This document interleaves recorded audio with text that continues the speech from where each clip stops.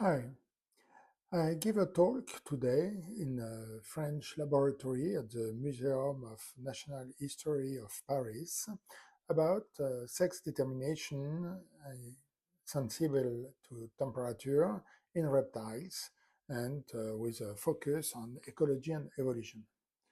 Uh, so the talk was in French, but I have decided to record it in English. I will not translate the slides, but I will talk in English. Sorry, it's my English. This is not typical English, but it will help if you want to understand something about sex determination in reptiles. So we will talk about temperature-dependent sex determination, how it has been discovered, and the environmental and developmental basis of TSD. Then we will talk about evolution, why there is TSD, and ecology, how TSD is applied in natural conditions. Let's begin at the origin of sex determination for science. When the sex chromosomes have been discovered, it was in 1905 by Wilson, but the first was published a very brilliant paper in Science, but at the same time there were other researchers that were doing the same thing, especially Nettie Stevens. Nettie Stevens published in 1906 some data about accessory chromosome that is present in one sex, not in the other. This paper has been submitted in September 1905 and revised by Wilson. We don't know exactly if Wilson has adapted his science text based on what Nettie Stevens has been doing, but it was at this time the accessory chromosome were discovered and linked with sex. The problem is that we didn't know at that time if these accessory chromosomes were a consequence or a cause of sex. Indeed, the theory of chromosomal heredity will be accepted only in 1915, so 10 years later. Here we saw chromosome specific about sex, but we didn't know exactly what to do with this. How, at this period, the sex determination was seen. To understand this, it is funny to go to see this book. So this book was a French book, but I am sure you had the same kind of books in other countries.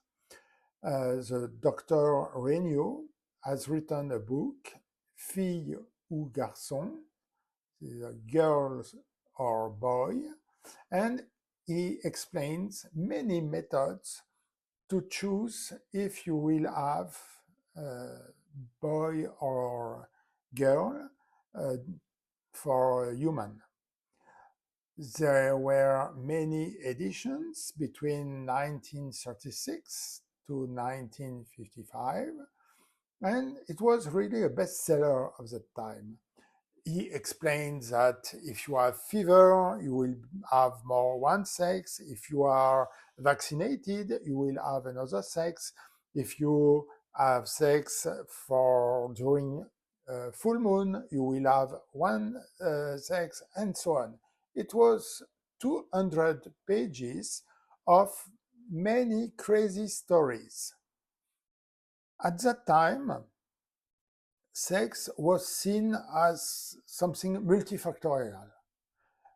The sex chromosome were not completely accepted as a cause of sex determination.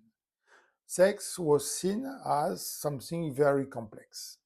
For example, a very good paper written by Emil Vici in 1929 shows that you can reverse the sex phenotype of Rana sylvatica, a frog, at high temperature. It was normal at the time. Sex was multifactorial. In 1959, things are changing. The hypothesis of sex chromosomes that are directly cause of sex determination is validated by the discovery of chromosomal anomaly, syndrome of Klinefelter. Human with XXY is a male, and then the Y chromosome share something that is determining sex. Only in 1990, the SRY gene will be identified and proved to be the cause of sex determination.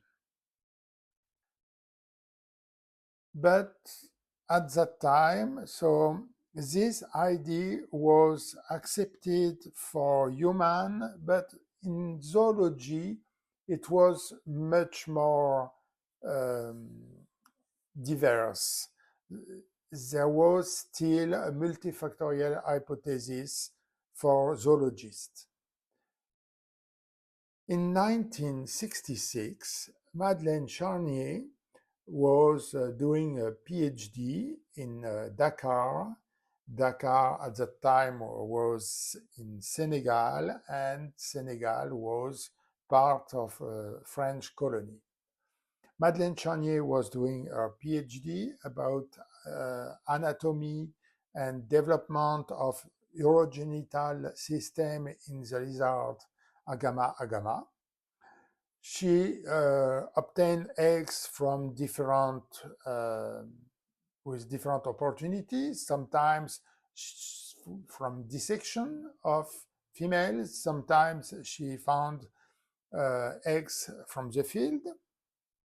She incubated eggs sometimes directly on vivarium, sometimes in oven, with or without humidity. And at the end, she saw that in some conditions, she had much more males, in other conditions, much more females. She thought it could be the temperature, but the protocol was so complex that it could be also humidity. It could be also if the eggs have been obtained from nature or not. But she proposed the temperature as the main driver, but she didn't know really if it was temperature.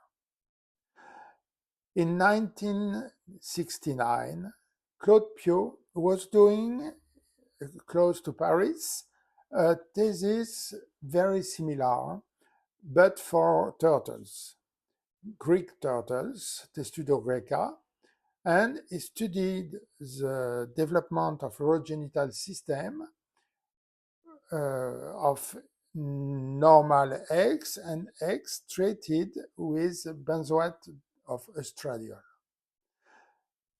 In 1969, he didn't talk still about of TSD, but all the controls, the 11 eggs that were controls, all were males. Normally, if it was sex determination with chromosomes, he thought to have 50% male, 50% females. He knew the work of Madeleine Charnier. Madeleine Charnier has published her work in a very good journal of that time, Compte rendu des sociétés biologiques Paris, was a very good journal, and it was read by a researcher. So Claude Piot thought about perhaps I have a similar effect. Next year, he incubates eggs at different temperature, and it was the beginning of a long story. Claude Piot has done all his career as a research director in CNRS, the main agency for research in France. He has made all his career about TSD. His last paper about TSD was in 2004, and it was sort of testament of what he has learned about TSD in reptiles. Claude Piot is still alive. I meet him from time to time. He lives close to Paris. So, TSD, what is TSD? If you put egg, here it's a turtle Hemys orbicularis, if you put an egg at 25 degrees Celsius, 100% of juveniles have this kind of gonad. This is a typical testis. If you put eggs at 30 degrees Celsius, 100% of juveniles have this kind of gonad. This is a typical ovary. In the testis, you see the seminiferous tubules, and in the ovary, you see the cortex very well developed with oogonia. Let's see where TSD for temperature-dependent sex determination and GSD for genotypic sex determination, where in the vertebrate it is found. In actinopterygians, you have species with TSD, other with GSD. This is very complex. Amphibians, you have more species with GSD, but you have some species with TSD. In amniotes, in Sauropsida, you have in chelonians species with TSD or GSD, both in pleurodeers and cryptodeers. For lepidosaurians, the two sphenodonts have TSD, and the squamates have both TSD and GSD. The archosaurian birds have all GSD with ZW system of sex chromosomes. The females are heterogomatic sex, and the crocodilians have all TSD. In mammals, all mammals have XXXY sex-determining system of sex chromosomes, and in this group, this is the males who are the heterogametic sex. Let's see how more precisely it looks. We have seen chelonians until now. At low temperature, you have males. At higher temperature, you have females. You have a range of temperature where both sexes can be produced, and the pivotal temperature is a theoretical temperature where you have 50% of both sexes. You have the reverse pattern in lizards, in some lizards, where females are produced at low temperature and males at high temperature. And the most common pattern is a pattern with low and high temperature being feminizing and intermediate temperatures being masculinizing. The pattern is named FEFMF for female, male, female. You have this pattern in chelonians, crocodilians, lizards, and trattura. We think that this pattern is a common pattern for all, just you cannot see the lowest part of the pattern if the temperature to visualize this lower part of the pattern is so low that incubation is not possible. Then you will see the chelonian pattern. And similarly, if the higher part of this pattern is at so high temperature that you kill the embryo, you will see only the left part of the pattern, and this is the pattern lizard. Now let's see some information about how it works from a developmental molecular point of view. Claude Piot has demonstrated very beautifully that estradiol was the hormone that was guided the gonad toward a testicle if there was low level of estradiol, or ovary if there was high level of estradiol. If you put an egg at 25 degrees Celsius, you will produce a testis. If you put eggs at 25 degrees Celsius and you add estradiol, you will produce an ovary. By itself, this experiment cannot be conclusive, because if you add a product and this product does not exist naturally, you are not doing biology, you are doing teratology. The solution comes from letrozole. Letrozole is a molecule who inhibit a molecule which inhibits, the enzyme cytochrome P450 aromatase. This is the enzyme that converts testosterone to estradiol. If you incubate an egg at 30 degrees Celsius, you obtain an ovary. This is a feminizing temperature for Emys orbicularis.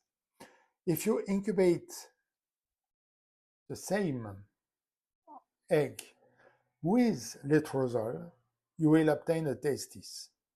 It proves that estradiol, the level of estradiol, if it is high, you produce an ovary. If it is low, you produce a testis.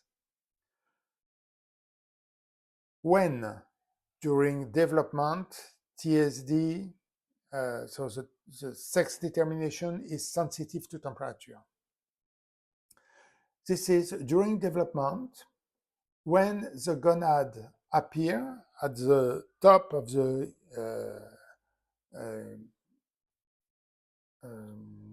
kidney, the gonad appear, and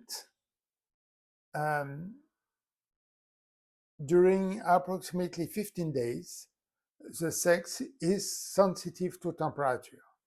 So you have 15 days during development when sex is sensitive to temperature. I should not say days. This is not a matter of days. This is a matter of developmental stages. From these stages to these stages, sex is sensitive to temperature. We will see later that it is important. For species with GSD, the sex determination occurs at the time of fecundation, because at fecundation, you know if the embryo will become male or female.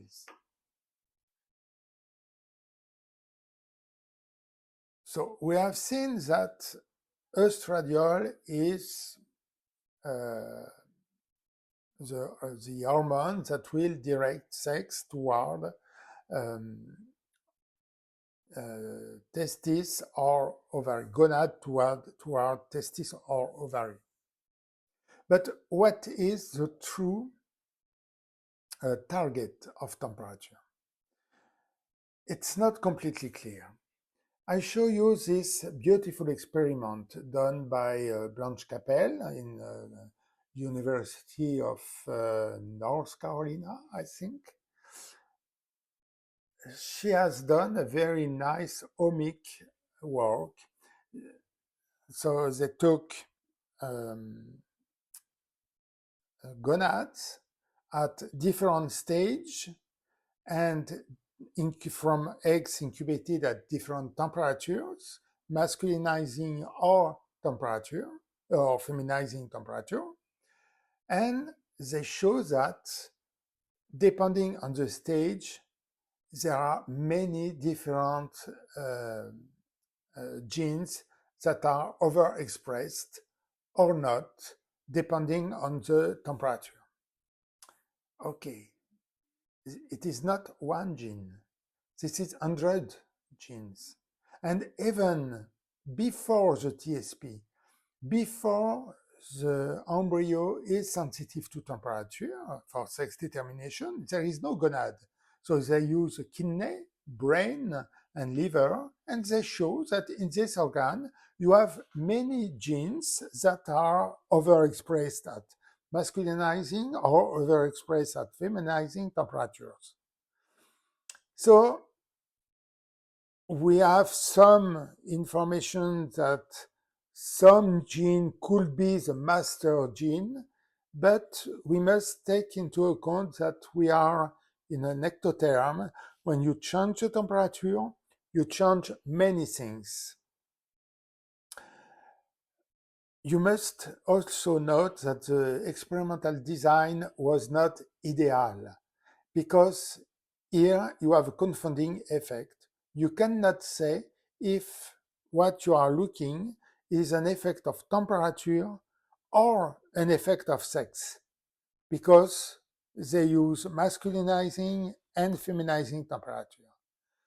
The work should be more powerful if you put eggs at intermediate temperature, at pivotal temperature, for example, and then you know that you are looking at an effect of sex, not an effect of temperature. Now, let's talk about the evolution of TSD, what we know and what we don't know for the evolution of TSD. There was a very nice paper published by Nicole Valenzuela in 2016 about phylogeny of chelonians and lizards and the evolution of sex-determining mechanism on these phylogenies. This is the phylogeny for chelonians. The character were GSD or TSD, and they show that ancestral state was TSD, and sex chromosomes have appeared 5 times independently. We can discuss here also about experimental design, because GSD can be of 2 categories, XXXY or ZZZW. Here they use only category GSD. It's supposed when you are doing this that the X, Y, and ZW system are homologous because they are coded the same here. Clearly, this is not true. They are not homologous. But if they wanted to use X, Y, and ZW categories, some species we don't know. We know there are GSD, but we don't know if there are XY or ZW. So they take the party to use GSD as character. we can discuss about primary versus secondary homology. They have chosen to do this. It was the best they could do. So we say that TSD is the ancestral state, and sex chromosome appears several times independently, and TSD is the most frequent pattern. Now let's see what's happened in lizards. They have excluded snakes because all the snakes have ZW system. It's not very funny to not have a variation. Here, GSD is the most frequent state, but TSD is still the ancestral state. This is a very nice example where the most frequent state often is plesiomorphic character, but here no. The most frequent character is apomorphic character. TSD is the ancestral state, no problem, and sex chromosome appears several times independently. Now, so it was a phylogenetic pattern. Now about selective pressure. What we know. In 1977, a paper has been published by Charnier and Bull, When is sex environmentally determined? It has been a very fundamental paper because when they published this, everybody thought that it was a solution. We will see if it was a solution. So the fitness of an individual is its capacity to transmit its genes to the next generation. The differential fitness can occur by differential reproduction or differential survivorship. If the selection occurs between all the individuals of the population, this is natural selection. If the selection is between males to have the access to females, or between females to have access to males, this is sexual selection. And in the hypothesis of Charnier-Bull, this is sexual selection that is at work. In their hypothesis, if at low temperature you produce high fitness males, and at higher temperature you produce low fitness males. When the males will enter in competition, the one incubated at low temperature will have more descendants, and then the capacity to become males at low temperature will increase in frequency in the population. You do the same with reverse temperature in females. Low fitness females are produced at low temperature.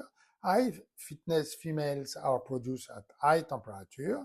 And then you will select the alleles that permit to have a match between sex and incubation temperature. When you see this, you can say, oh, perfect. But if you take a little back view, this model just tells you that you select males when the males are favored, you select females when the females are favored. You have nothing more. Another problem with this hypothesis is that the sex determination occurs during 15 days. And the life of a turtle is approximately 20,000 days. So you must imagine that what's happened during 15 days is so important that it will completely change the life of the next 60 years. Why not? But if it is so important, we should have found something. But no, we have searched, we find nothing. So this hypothesis is more or less ad hoc hypothesis, and we have some difficulty to imagine how it can work. In 2016, Lisa Schwanz has published another hypothesis that solve a little bit this problem. This is a paper again with Eric Charnoff and Fred Janssen. I don't know Cordier, but he or she, I don't know, was co-author also. The SM hypothesis, survival and maturity, tells that TSD is favored when the survivorship of juveniles depends on incubation temperature of eggs, and sex reach maturity at different age between males and females. We don't see difference of survival for males and females. This is normal. You have very few sexual dimorphism. But if you incubate eggs at low or high temperature, you see an effect of temperature on the survival of juveniles, because at the very low or very high temperature, they do not survive. And in this model, you expect to have age at maturity reach at a different age between males and females. Indeed, in turtles, for example, males reach maturity between 0 to 8 years earlier than females. The difference of age is larger for species with TSD than for species with GSD. The difference is not significant, but it is very complicated to have good estimate of age in turtles.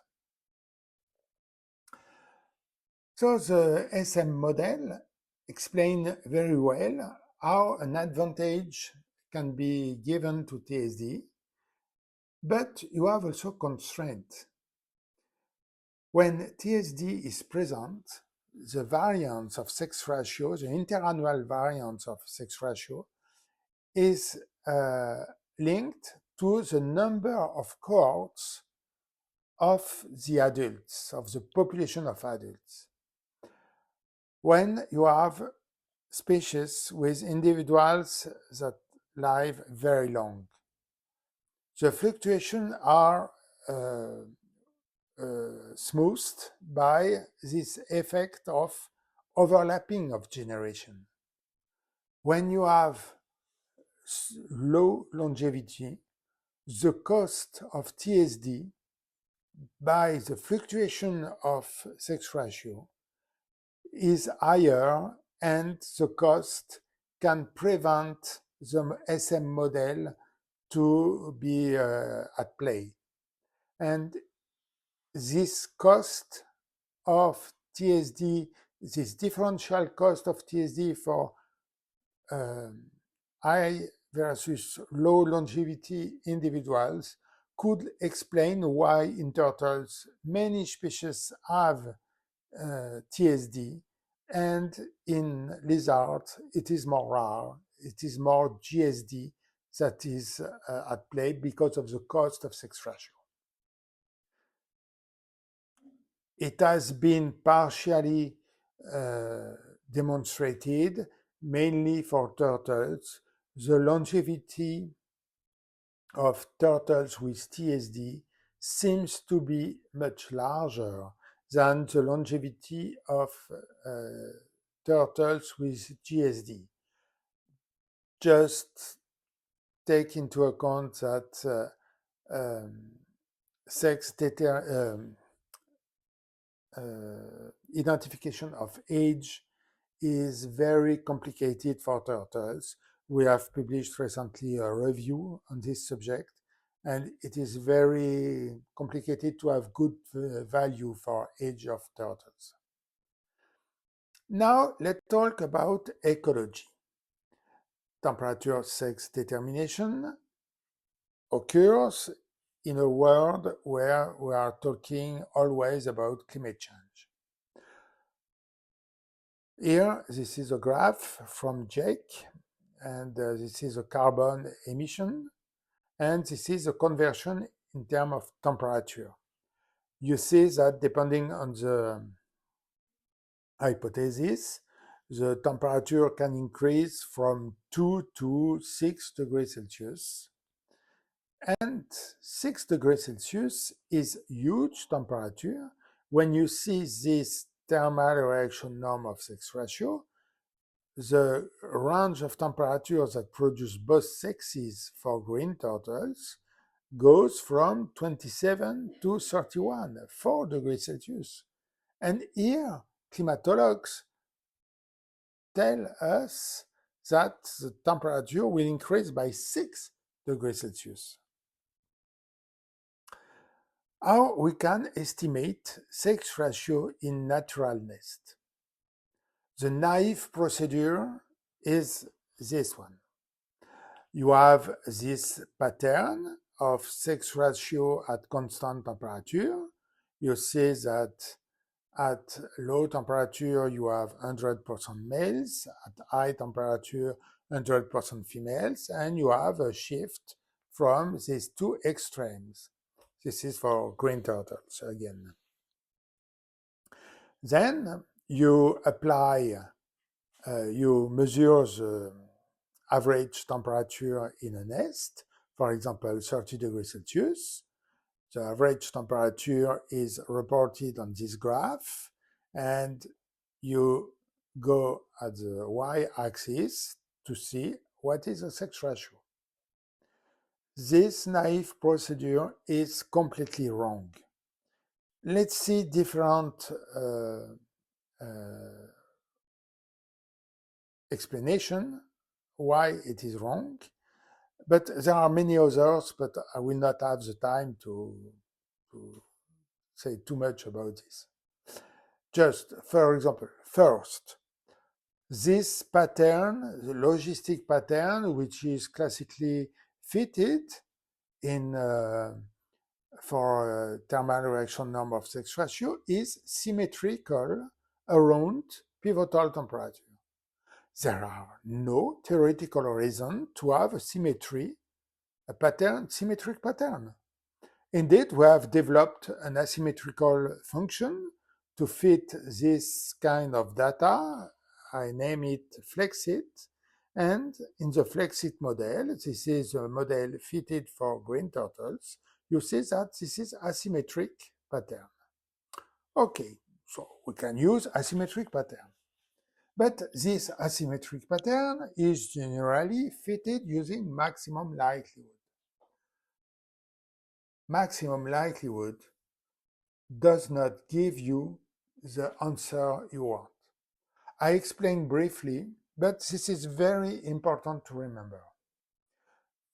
Likelihood, when you use maximum likelihood is the likelihood of data knowing the model. With this maximum likelihood, you will estimate IKK information criterion to make model selection. You use, again, the likelihood of data knowing the model. But do you know the model? No, because you search for the model. You know the data. So when you use the likelihood of data knowing the model, there is something wrong. You must search for the likelihood of the model knowing the data. And Bayesian statistics permit to calculate this correct likelihood that you need. When you use Bayesian statistic, you must not use IC. Archaic information criterion, this is only for maximum likelihood, and you see that this is not the good way to do statistics. You must use the Watanabe archaic information criterion. This is more complicated, but this is the correct way. The difference is not only cosmetic. When you estimate a confidence interval using maximum likelihood, this confidence interval represents the uncertainty that you will have if you repeat the same experiment many times. But you can never do this.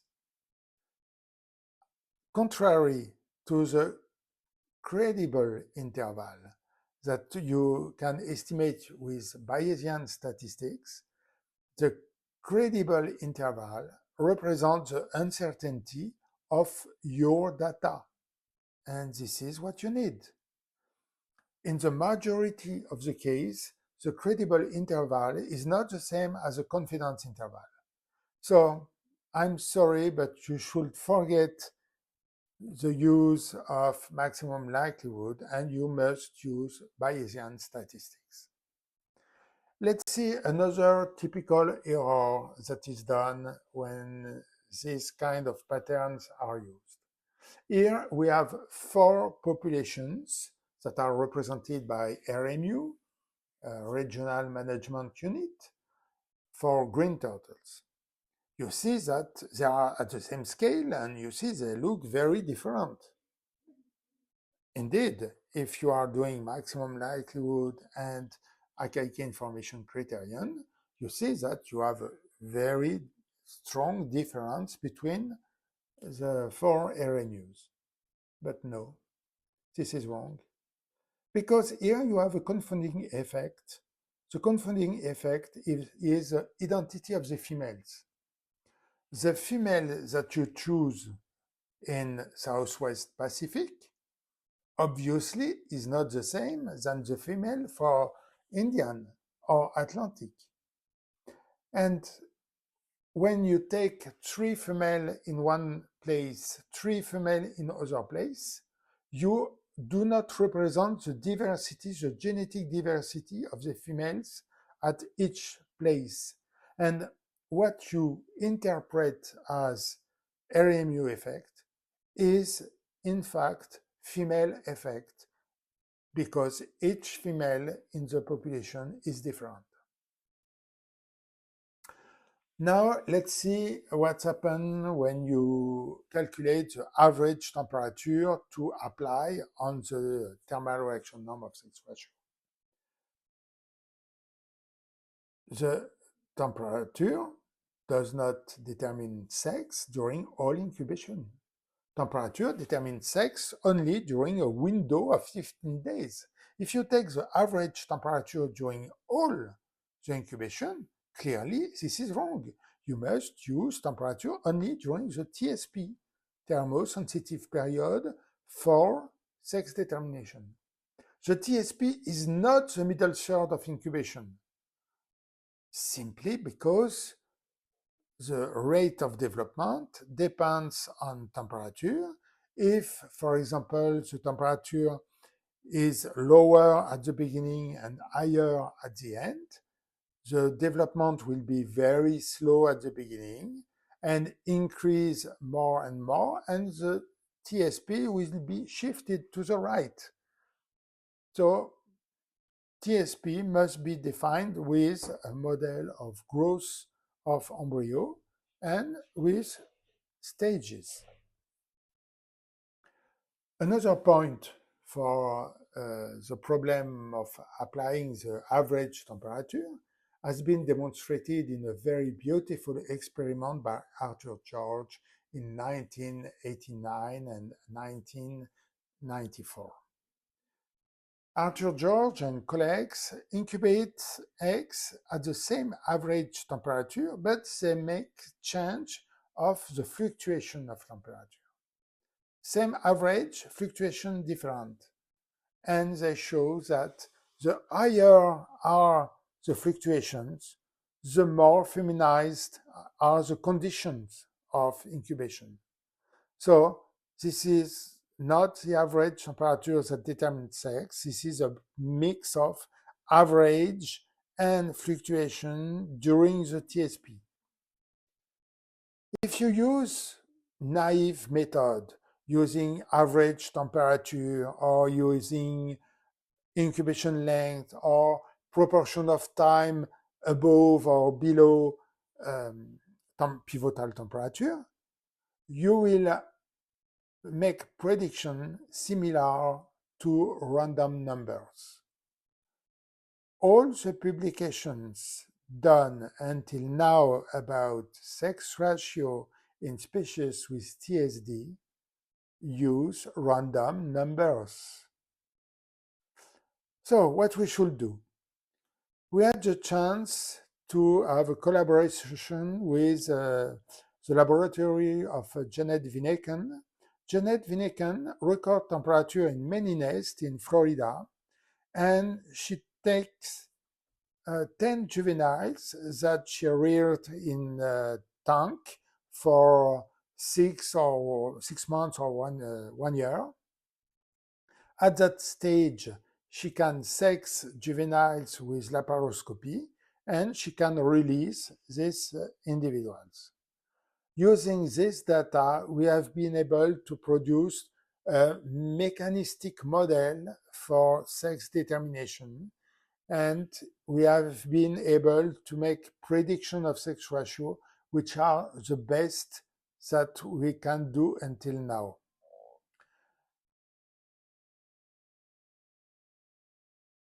Now, let's try to apply this kind of model at larger scale. Beaches are interfaces, habitat between sea and terrestrial habitat. When you are on a beach, for example, here this is a very homogeneous beach. When you are on a beach, you look at the sand around you, it looks very similar. So it looks like a very simple habitat. But when you record the temperature in this habitat, you see that you have huge thermal heterogeneity in the beach. This huge thermal heterogeneity here is measured in French Guiana, in a beach in French Guiana. You see that for one particular day, you can have 4 degrees Celsius between two nests or two places. This is not nest, this is a place where we put data loggers at 60 centimeter depth. You have huge thermal heterogeneity within a beach. You see 4 degrees Celsius. This is approximately the same value than climatologists told us about projection, future projection for temperatures. And this is something that ecologists have not enough worked. Climatologists give us very nice results like this. But for ecology, the spatial scale, the heterogeneity of the spatial scale is much more important than the prediction of this model. So we must come back to our field. We are ecologists. We should work with heterogeneity of habitat. Climatologists can give us information, but we should not use directly this data. In conclusion, sex determination by temperature is a mechanism that is ancestral, both for chelonians and lepidosaurs.